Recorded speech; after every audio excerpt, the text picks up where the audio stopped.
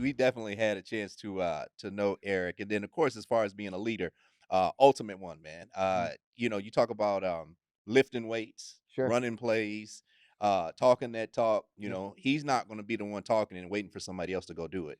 He's going to lead by He's gonna example. show you. Yeah, yeah, Ah, I yeah. love So that. yeah, so he definitely came at the right time. Yes. And as far as me being just in my second year, Mhm. it was the ability for me to see a veteran, someone that I admired and also someone that I'd watched over the years as well.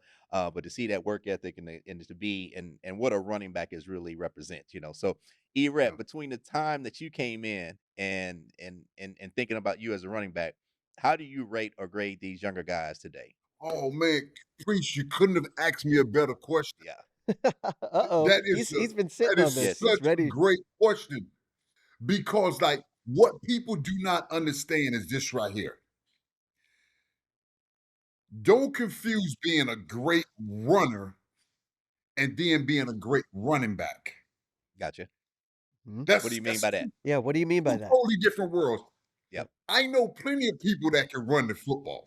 They That's right. can run the football. Oh, they get that ball pulled. At any time they'll break that long one right what you need. But like those are the guys that got to come out of the game on third down. Or those some of those guys right there, what they do when they hit their head. You ever see them hit their head? Yeah, That means they tap want out. to Yeah, come out yeah, the they game. You priest, I ain't never seen you hit your head. Come on, I want to come out the game. I ain't never hit my I want to come. You could give me the ball 40 times. The last carry be better than the first carry. The That's right. conditioning should be great. And Priest, if you can recall, every single time we touched the ball, we scored a touchdown. That's It right. doesn't matter where we at in practice. We never walked on the field or walked off the field. Man, we love the game that so much. But in order to be a great running back, you have to be able to run. You got to be able to block. You got to be able to punch a linebacker dead in his mouth. That's You right. know what I'm saying? And then you got to be able to catch. That's right. It's a lot of running backs, man, they can run the ball, but if you throw them the ball, they just can't catch. That's right. And and then far as throwing, then far as like being able to block, a lot of running backs they can't block. They never even learned how to block. They'll shift the line, and that's one thing, man. When I got to Baltimore, I believe I was a decent running back. But when I after I left with Priest and all them, I was a runner. But now when I left there, I was a running back because I never had to block before in my whole life. And I got there and I just I couldn't understand how you want me to block an outside linebacker. I'm 8 yards deep, That's and right. this Bryce Pop is running at me. He's 270 pounds. How am I gonna block this guy? Yeah. But man, learning the technique how to block where I don't have to come out the game on third down. See, they know you passing the ball, but when you could play every snap, oh man, that's what made Emmitt Smith so special, Sapriso, and all the running backs so special to where guys didn't come out the game on third down. They don't have to because hey, I can run, I can block, I can catch. Now, Priest, I bet you didn't know this right here, Priest. What's that? I'm gonna give you something that you didn't know. I'm the first running back in the history of college football to have over 4,100 yards rushing and catch over 150 balls. Mm, So that go to show you a lot of people wow. they can run the ball, but how many balls did they catch? I'm catching 7, 8 balls a game in college. So that's the difference right there. So the college football been around 200 years. Nobody's never caught 4,000 ran for 4,000 yards and caught 150 ball. That's unheard of. Yeah. I don't know why, but but Well, college football was waiting for you. They're yeah. waiting for you, Eric. They're waiting for Yeah, you. so and that's Steve Spurrier's offense. Yeah. We learned what it was like to be a pro. You run, you block, you catch. But the blocking wasn't there until I went to Baltimore. And I remember asking Jonathan Ogden to stay out to show me how to block these big guys. And I remember the one thing Priest we used to work on, he said, "Ewell, why are you giving him two ways to go? You want to give him just one way to go and get him to push him right on by. if you're not gonna let him bull rush, because I think we were just as strong as most of the linebackers. We were, I think I was nearly a 500-pound bench presser, so I can handle if you try to bull rush me. Right. I'm just gonna sit down on it. Yep. But like all that faking and stuff like that, that stuff would just get me going. But learning to only give those guys one way go. And then if they go outside, the quarterback could normally just step up and throw the ball, That's right. because but Mhm. that's the question. That's a great question, Priest. The difference between the running backs being a great runner and being a great running back. Don't confuse a guy. Now we look at a guy that rushes for, almost 2,000 yards. But yes, he's a great runner. But I don't know how much of a great running back he is. Yeah, That's this. yeah. It's a major difference. That's Yeah, good big good difference. Yeah, explanation. and then one of the things that Erect was talking about, Mark, is like, when you're deciding how you're gonna block somebody coming off the edge, you have to eliminate one side of that jersey. So Right, it's right, Yes. deciding, if he's gonna go out or in, I'm gonna eliminate half of that body. Yes. right. And the half of Yes. that body I'm gonna eliminate, I'm gonna be real strong on one side Okay. and light Yes. on another side because I'm gonna punch him if he step on this inside. Yes. Yeah, yeah, yeah. Yeah. And then I'm gonna ride him on out, if he goes wide, so And Mark, you got to see this. Priest had developed this thing where he knows just when he punch you, his helmet goes up under your chin. yeah, that was back then when you could that's Yeah, you back when could you could put those, screws, the 2 screws on Yeah, the helmet? sure, sure. That's when you could use those 2 screws. I've seen him literally drop people. That's He get his incredible. and he punch you, man, and it's just like and literally nobody's ready for it. Sure. But that's Oh, something it's learning how awesome. to block. And then, Priest, we also learned how to run routes, man. We ran corner routes, That's we right. run Mhm. digs, man. We ran all kind of routes and everything, and Coach Billick, man, he was special, man. It was like no drop balls. You guys are used to like dropping balls. He let it be known right when we got there, man. When he got there, there's no more drop balls. Even in pat and go, we're not dropping no balls. That's right. Yeah, he You was know, serious and, about and, that. and the demand for perfection, that's when that started to come right there. Well, I'm glad you brought up this name because, Coach Simon told us this incredible story, about Priest almost not going in to run a play that only Priest could do, that resulted in a touchdown and him spiking his helmet, taking it off and spiking it in the ground after this. I don't know if you remember this play. Maybe you do. You're laughing, so I think you do. I But saw him do it, but I don't know.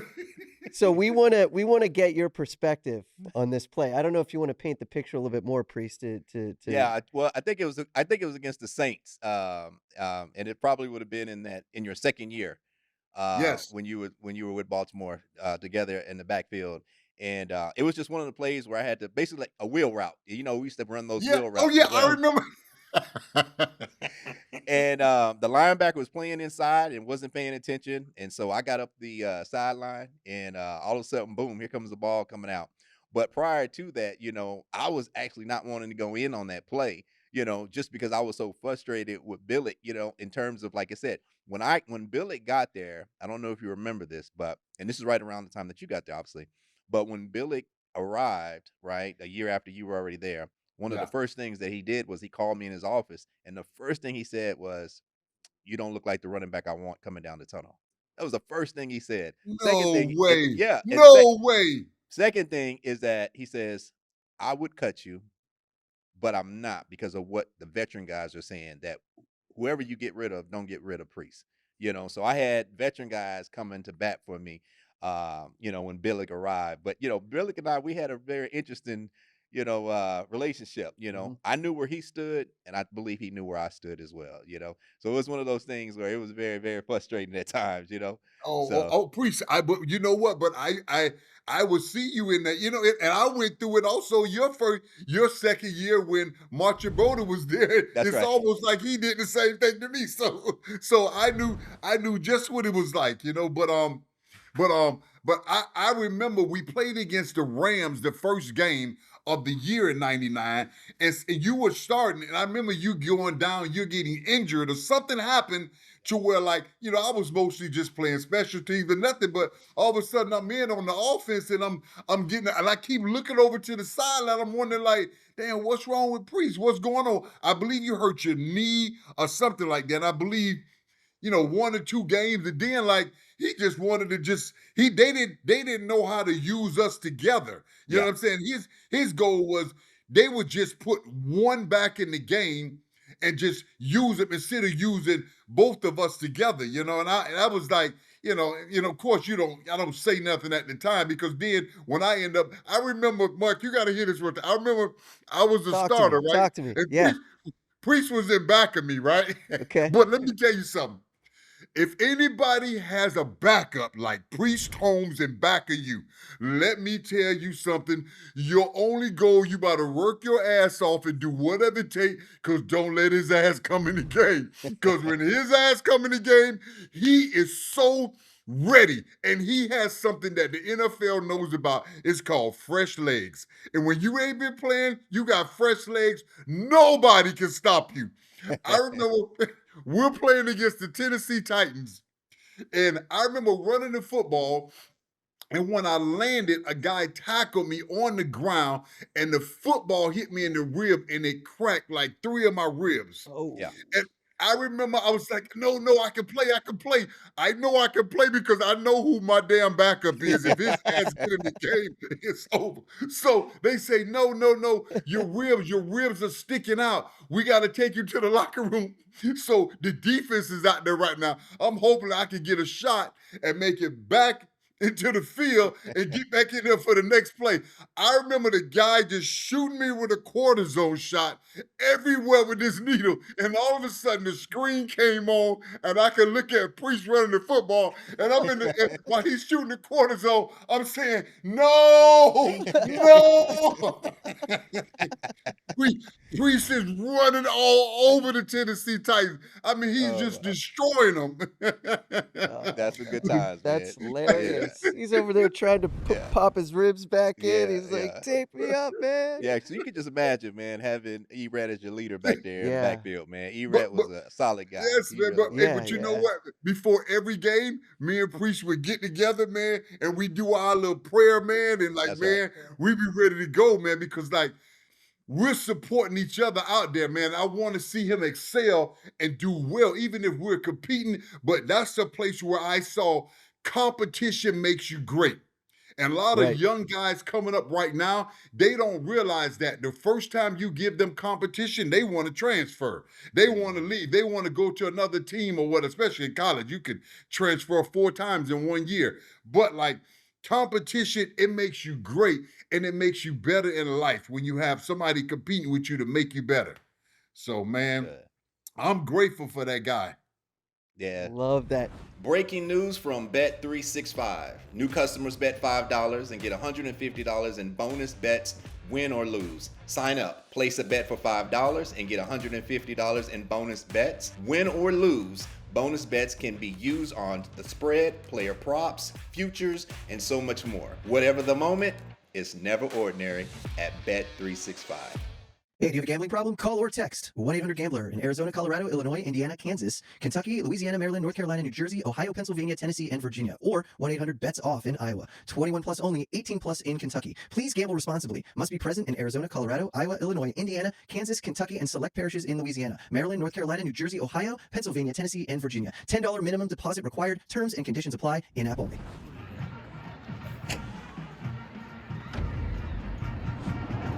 This has been a Playmaker production.